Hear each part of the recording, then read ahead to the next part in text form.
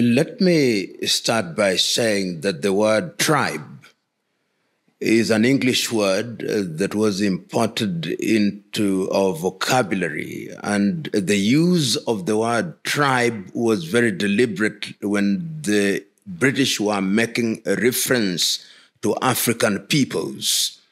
When they talked about tribes, they talked about a people who shared a common language and who, in their view, were natives and uncivilized, and therefore normally very reluctant to use the word tribe because as regards them, they called themselves nations. We are nations. The English would say they are the nation of the English people. The Scots are a nation, the Irish are a nation, the Welsh are a nation, but the Kikuyus are a tribe, the Luos are a tribe, the Yoruba is a tribe, the Igbo is a tribe. So when I use the word tribe from now henceforth, I'm using it simply because of its familiarity, not because it is a word that I love. And I'll use the word tribe even to describe non-African populations. It must be remembered that when the colonialists came, particularly the British, their mode of operation was divide and rule. And when they came with a system of administration that was characterized as indirect rule. And they very quickly tried to identify the differences between and amongst the tribes and exploited them to good effect. And even within the tribes, they tried to find differences and exploited them to good effect. So they incorporated some individuals to be the chieftains. So chiefs were created, assistant chiefs were created. The Kikuyu were made to believe that the Luos were their enemies, the Kambas were their enemies, and vice versa.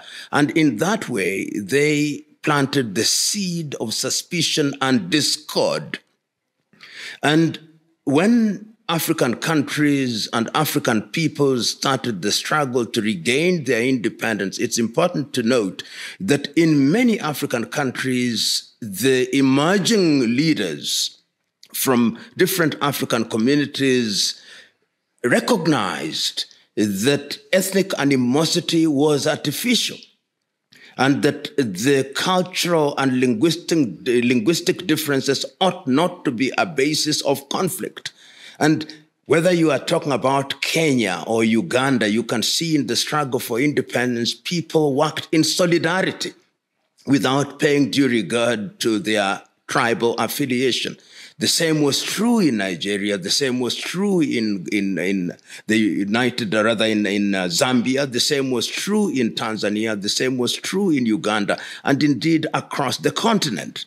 So that the independence movements were movements which de-emphasized ethnicity.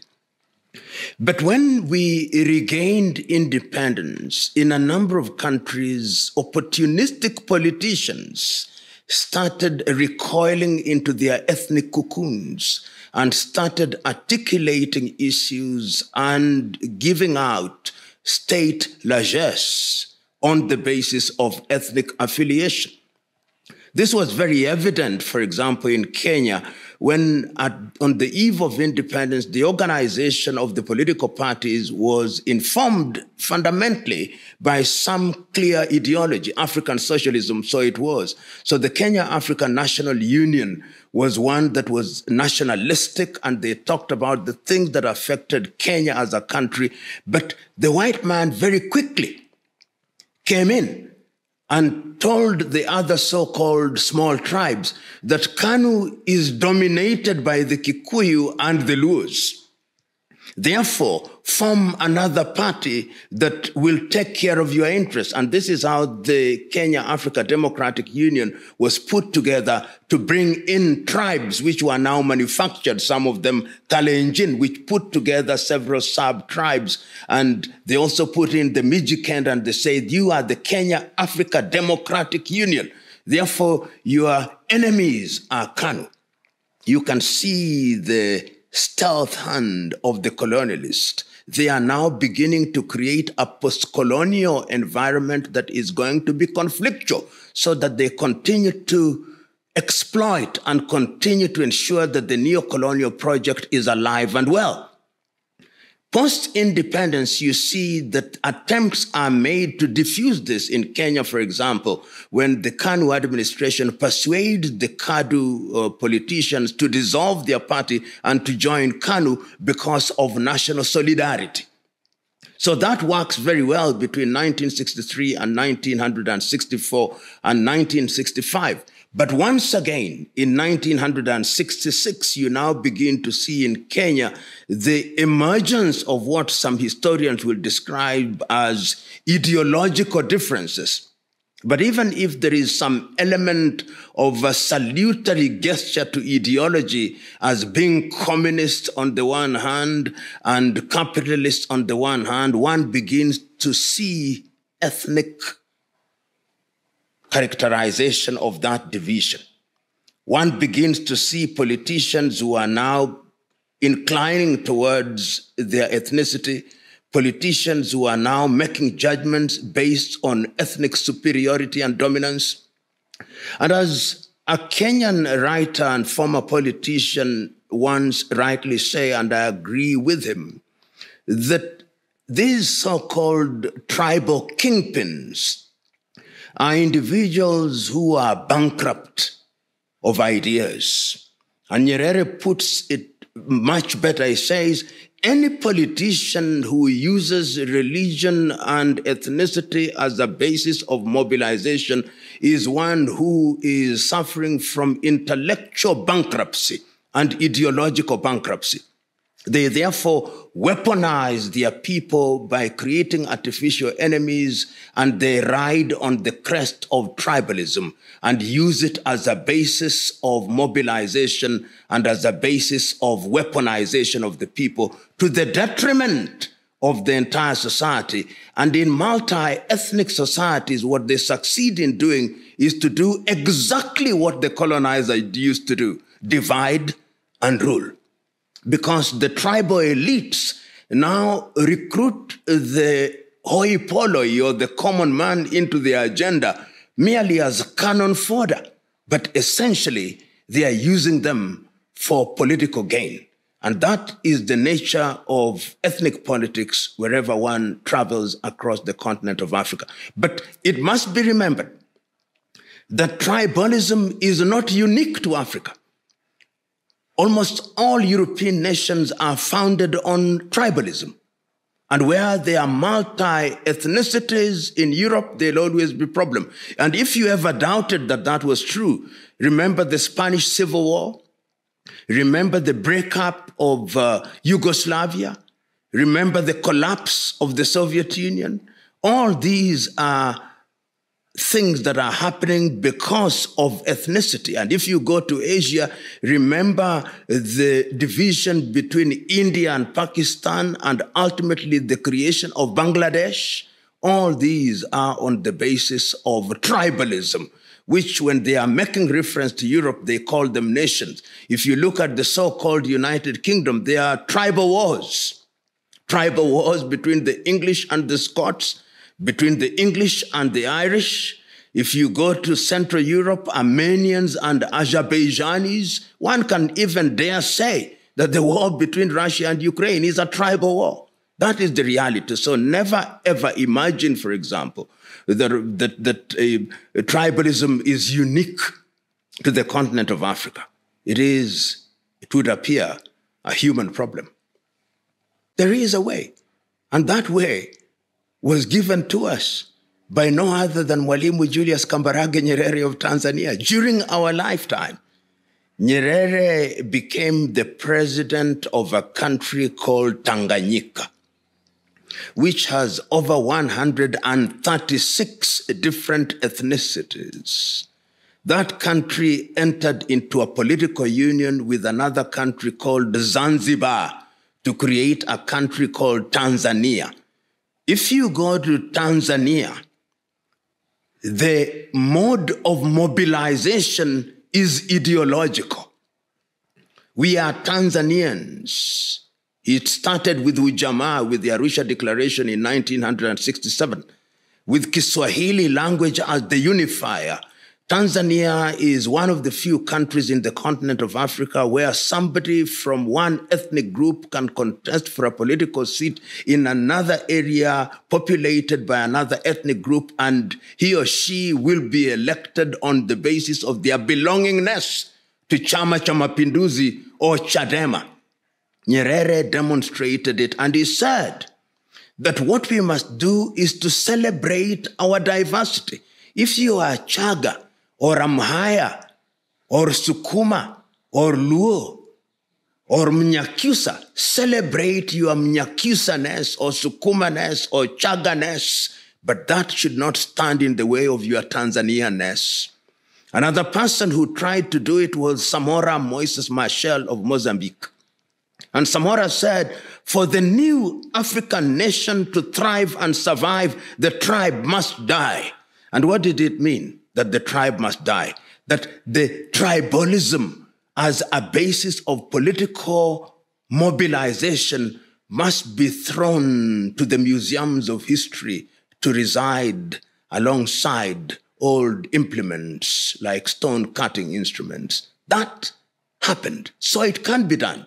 Unfortunately, in Kenya, we have had a group of selfish politicians. This is Kenya's undoing. A great country with a great people, but with some of the worst politicians whose only claim to fame is that with one side of the mouth they claim they are Kenyans, but with the other side of the mouth they are mobilizing their people on the basis of ethnicity and ethnic affiliation. That is our undoing.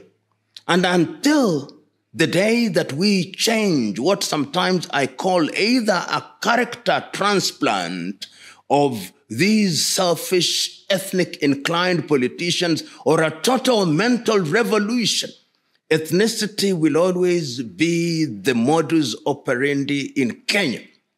And it is incumbent and it behooves those who love this country to begin to sing the message of unity in diversity.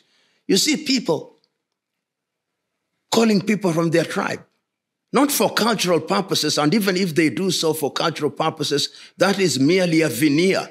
They mobilize them along ethnicity. And if that is the way in which you want to deal with your country, then it is something that is dangerous.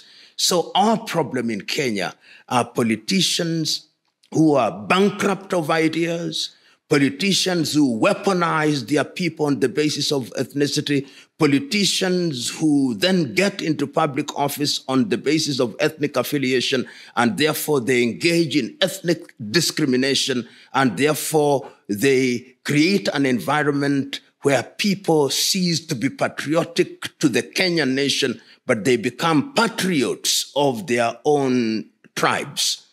That is the tragedy of this country. Can it be resolved? Yes, it can.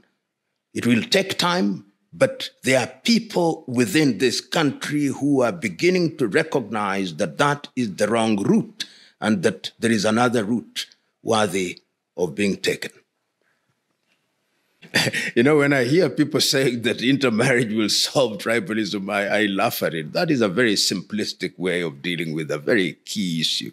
Intermarriage, love between two individuals, defies ethnicity, defies race, defies cultures. That has happened throughout the ages. But those ages have also demonstrated that when people are mobilized along ethnic lines, then when the chips are down, wives have turned against husbands and vice versa. During the genocide against the Tutsi in Rwanda, husbands turned against their wives and they killed them. They killed their own children. So that is not the thing. What we must do is to change our minds and change our attitudes and say with Robert Mangaliso Sobukwe that there is only one race in the world, and that is the human race. And that the God whom we worship and serve only created as diversity, as indeed he has white birds and black birds. And as I've said at a different forum, and I repeat, it takes the black and white of a piano to create symphony. If we recognize that, then we would recognize that that is nature, that is divine. But to say simply marry and then ethnicity or tribalism ends, I'm one who is a proponent of cultural celebration. I want the Ovambo in Angola and the Ovimbundu to celebrate their culture. I want the Yoruba to celebrate their culture. I want the Baganda to celebrate their culture. I want the Agekoyo to celebrate their culture. I want the Bukusu to celebrate their culture, the Igbo to celebrate their culture. But after that is celebrated, when we come to the table of the things that need to be done, then their Igbo-ness must not stand in the way of doing things that we as human beings ought to do. The word modern is one that I don't want to use. The word modern suggests that our cultures are not modern. What is happening is that in many African countries, particularly the elite, we tend to be attracted to things that are foreign, particularly Western culture. And you see these in the manner in which we dress. We see the manner in which our dark-skinned women are bleaching. It is actually now statistically proven that over 40% of African women bleach their skin.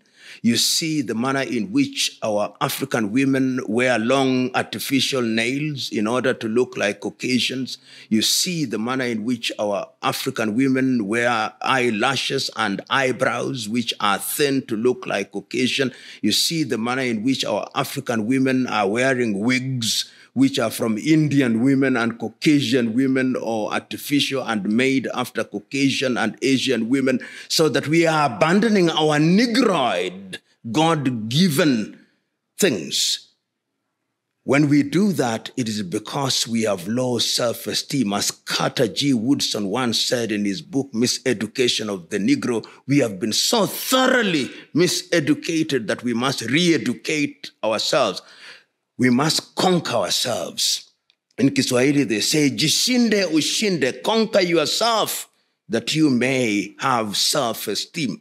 So one of the things that we must do is to embrace the manner in which we do our things. And that does not mean that we don't borrow from other cultures. All cultures do borrow, but you borrow in a manner that does not undermine the DNA of your culture.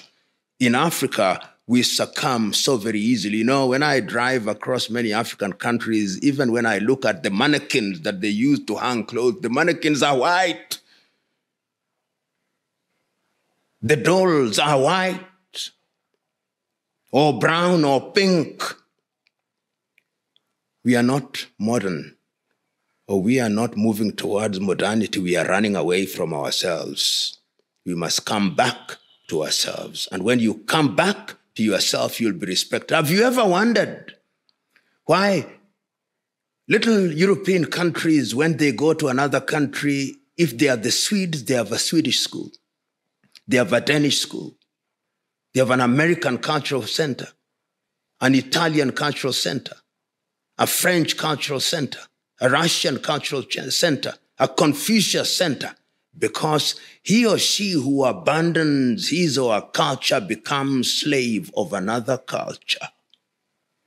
So let us never ever use the word modernity for what we do by running away from ourselves. You know, culture is to be celebrated. Culture is something that is to be appropriated and to be enjoyed. If you look at quite a number of communities in Africa, for example, you find, you go to the Yoruba, how they celebrate their dress. You go to the Ashanti, how they celebrate their dress. You go to the Igbo, how they celebrate their dress. But if you look at the Igbo dress, you'll find that there are elements that they took from the Turks. Nothing wrong with that. If you go to the Zulu, they celebrate, and they celebrate not only their food, their dress, the Basotho and the Swana. That is something that ought to be done and can be done. And I have no problem at all with cultural organizations being given their pride of place. And remember that since independence, in almost all African countries, there has always been a ministry called the Ministry of Culture. because we recognize the significance of culture. Is culture equivalent to tribalism? And I'm using the word tribe. The tribe is innocent. The word tribe, using it as I said I would from the beginning to mean a people with one culture and one language, is innocent. What is guilty is tribalism. The use of tribe as a basis of discriminating and harming others. That is what is problem. There is no problem with being Abakongo. No problem at all. There is no problem with being a proud Agikoyo. Be proud. I love a proud Agikoyo. If Agikoyo is not proud, then why should I like him or love him? But I do not want his Gikuyu-ness to be the basis on which he judges the Luo negatively. That is what I'm talking about. And then once we have recognized in Kenya that we are Gikuyu, we are Luo, we are Taita, we are Giriama, we are Turkana, we are Maasai, then we now say, you the Maasai, that energy and enthusiasm that you have, you the Kalenjin, that agility that you have. You the Agikoyo, that entrepreneurial ability that you have. You the Baluhia, that energy that you have. You the Luo, that quest for perfection that you have. You the Kamba, that humility that you have. You the Taita, that humility that you have. Bring it to the table that we may bake the national cake, unique and diverse in its recipe. Yet it is a cake that unifies us. That is what we ask. And that can be replicated in any country. In Mozambique, in Tanzania, everywhere. And then we will enjoy unity in diversity. Not the unity of the graveyard, where there is apparent perfection in death. No. Even in that unity, there'll be conflict, but we'll mediate those conflicts in an agreeable manner.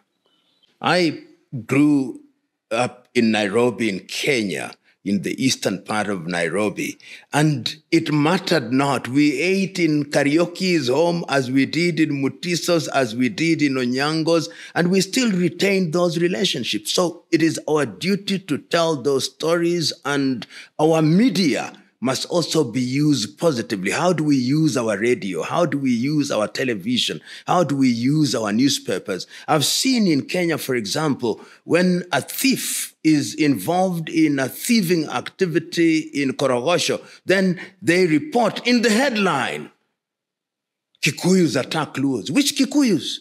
It was an individual criminal who attacked another one who happened to be from another ethnic group. So messaging is very important. And some of us, and I know many who are now deliberately going out and making it known that we must begin to speak the language of unity in diversity. Some of us are beginning to say that our political organization must be different. And these ethnic alliances and ethnic kingpins should be consigned to the Museum of History alongside the spinning wheel where they belong, so that a new set of people may emerge who are speaking the language of Pan-Africanism, the language of unity in diversity. It is a tall order, but it must be taught. And that is where I talk about where we were miseducated. We must unlearn the bad things and we must re-educate our people. What are we teaching our young men and women? National exchange programs.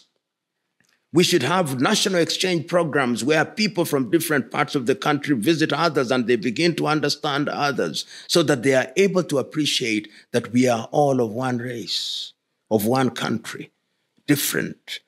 Just like some are short, some are tall, some are slim, some are fat. So some speak different languages and you can learn those languages if you choose to. It can be done.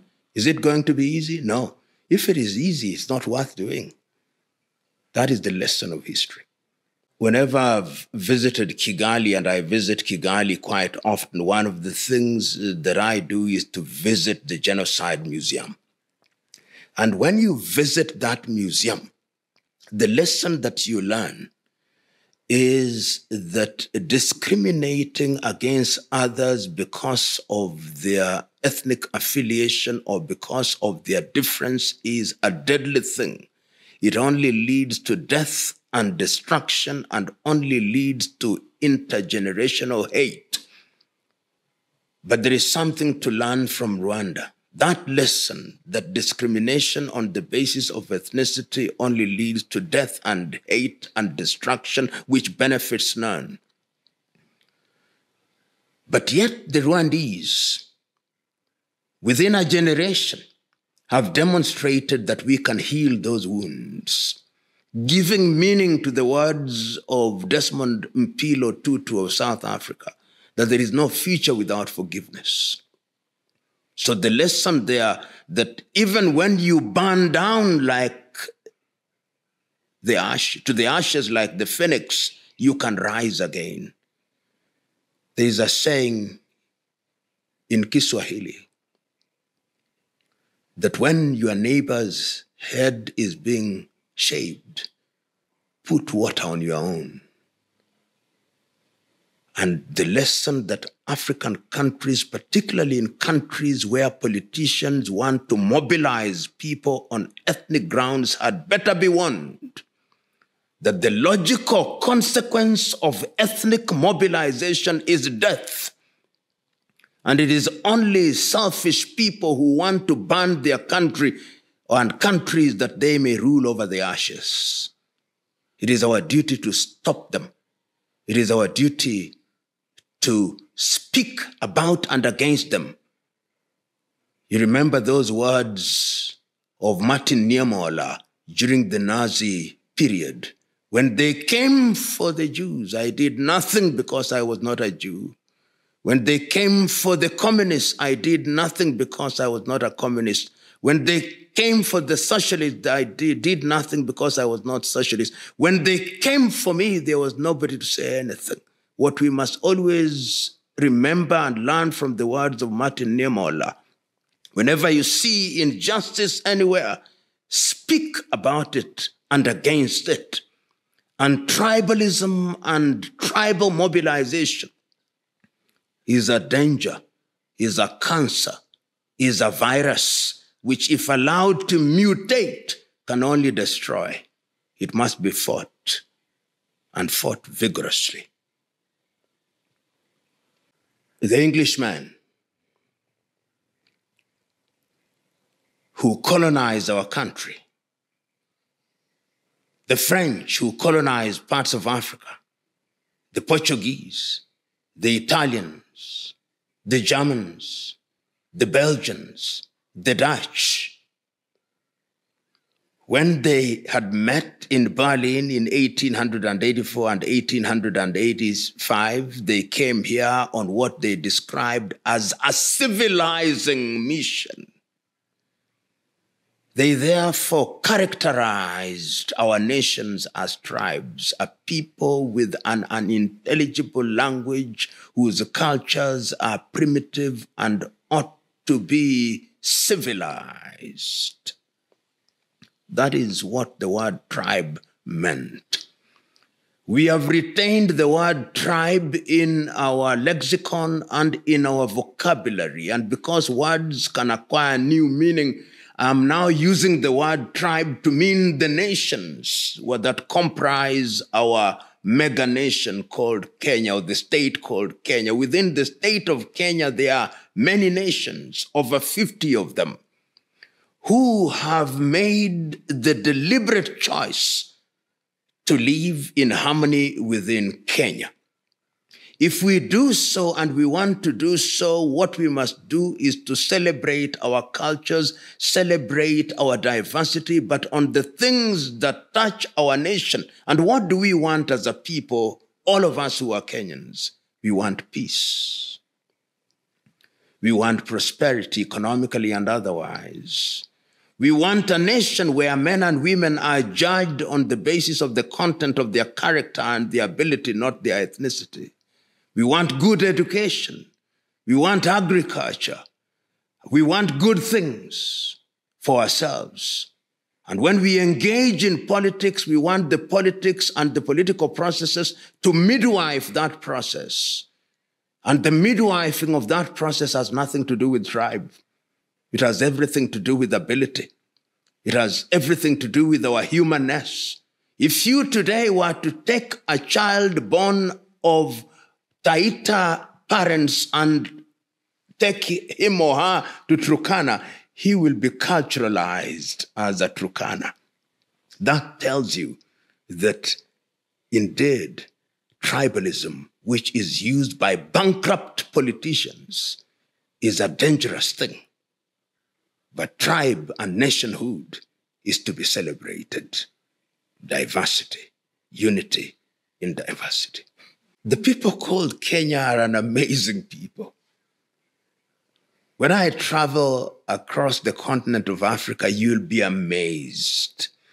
The energy, the industry, the efficiency that I've seen Kenyans exhibit in different sectors, in the hospitality sector, in Freetown, in Sierra Leone, in Accra, in Ghana, in Cape Town, in South Africa, in Juba, in Sudan, in Kampala, Uganda, Dar es Salaam, Tanzania, Addis Ababa, Ethiopia, in Maryland, in the United States of America. An amazing people. Industries, in the technology sector. But when they come home, the ethnic bug bites them. Whether they have gone to school or not, for some reason we begin to identify ourselves as Luos, Kikuyus, Kambas, Luhyas. We are great outside of the country, but we undermine ourselves when we come into our own country. And that is why, while Kenya should be one of the leading countries in the continent of Africa, we are punching below our weight because we have allowed ourselves in the domestic arena to be manipulated by our politicians and to be persuaded that judging your own on the basis of ethnicity and through ethnic lens is the right thing to do in our politics.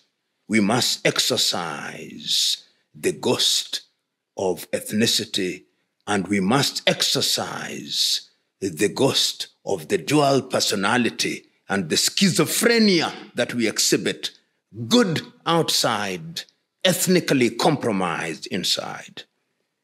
Kenya as a nation, unlike most African nations, have allowed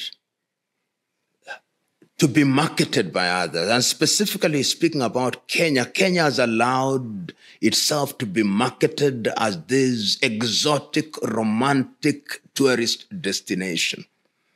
And for whom is it being marketed? It is marketed for foreigners. It's marketed for the German tourists, for the Italian tourists, for the Spanish tourists. And therefore, when you hear about Kenya, and indeed any other African countries, what do you hear about? The big five. You hear about elephants, you hear about rhinos, you hear about lions, you hear about buffaloes, you hear about giraffes, and then you hear about the tall and elegant Maasai who are wearing shukas.